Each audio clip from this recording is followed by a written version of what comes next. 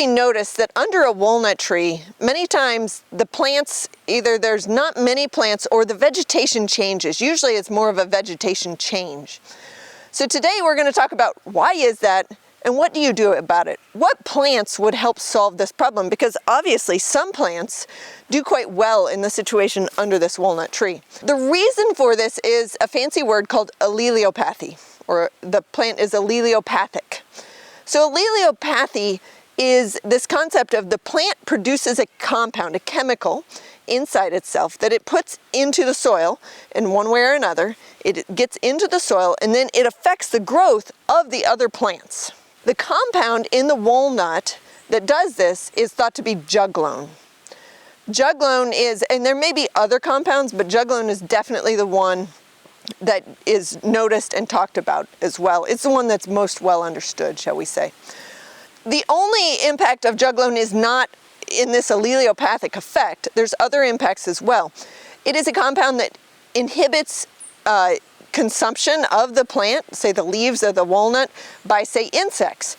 It makes it not taste very good to a lot of them, but a few insects have developed or have this capacity to deal with that toxin. So it's not toxic to them in essence. And so having this compound has multiple benefits for the tree.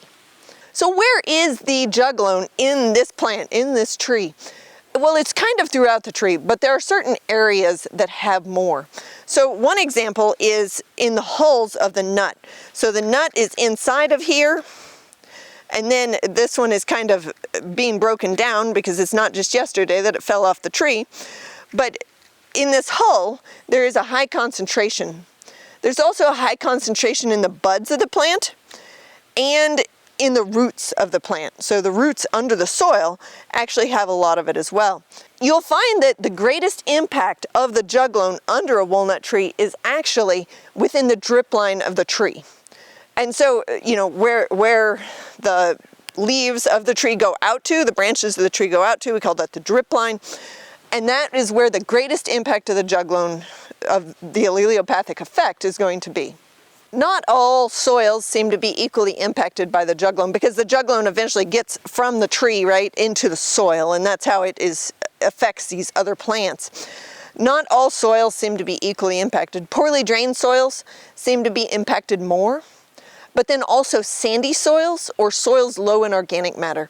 And the reason for that is when you have clays, so you can either have sands or clays, right? And there's also silts, but when you have more clays, they, as well as the organic matter, when you have more organic matter, they have the ability to grab onto this juglone compound and hold it. So then it's not active to impact the plants.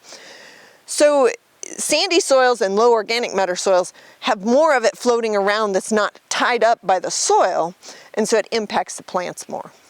One last concept that I think about with the juglone in the soil, this compound that's inhibiting the growth of other plants, is that microbes do break it down. They eat it, basically. It is a food source to them. And not all microbes are going to be able to eat this because, again, it has antimicrobial properties, but some things are going to be able to eat it.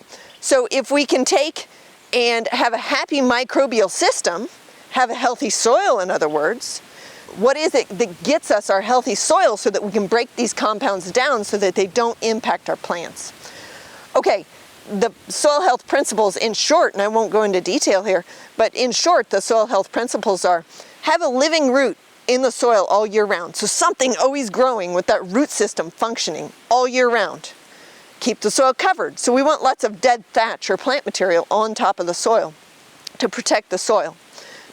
A third concept is to have a diversity of plants. You want to maximize the biodiversity.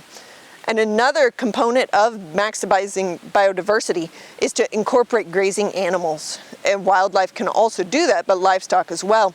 So that's a part of the soil health equation, is to maximize that biodiversity of plants and animals.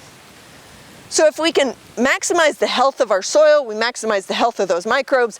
The microbes chew up more of that juglone, and then you have less of it floating around to impact the plants and their growth.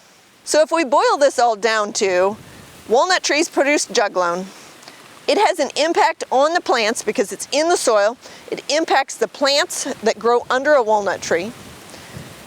What is it that we can do about it?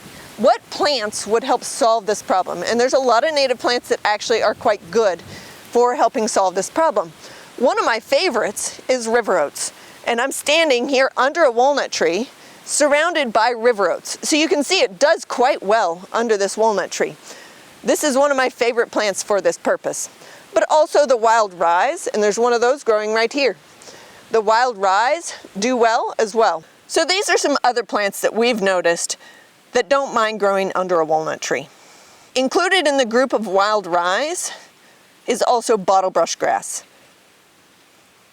Tickseed Coreopsis, Plains Coreopsis, white Beardtongue, common black-eyed Susan. Also in the same genus is brown-eyed Susan, gray-headed coneflower, purple coneflower, oxeye sunflower, poverty grass, the tick trefoils or desmodiums, slender lespedeza, the asters, some of the goldenrods, especially the woodland goldenrods that like it in a shady site, Jacob's ladder, violets, and Virginia bluebells. Other sources list some other plants that we haven't necessarily noticed, but a lot of times that's just because we don't have the occasion to notice it. You know, we just haven't seen that particular plant in that particular situation. But here's a list of some additional ones to try. Deer-tongue panic grass, the Biden species such as Tickseed sunflower, sunflowers of the group Helianthus, of the genus Helianthus, the mountain mints, the ironweeds, and this time I'm not talking about the yellow ironweed, which is a verbicina, I'm talking about the vernonias, blue lobelia, wild bergamot, spiderworts, and meadow ruse. So you can find a list of these plants on our website or also in the description of this video.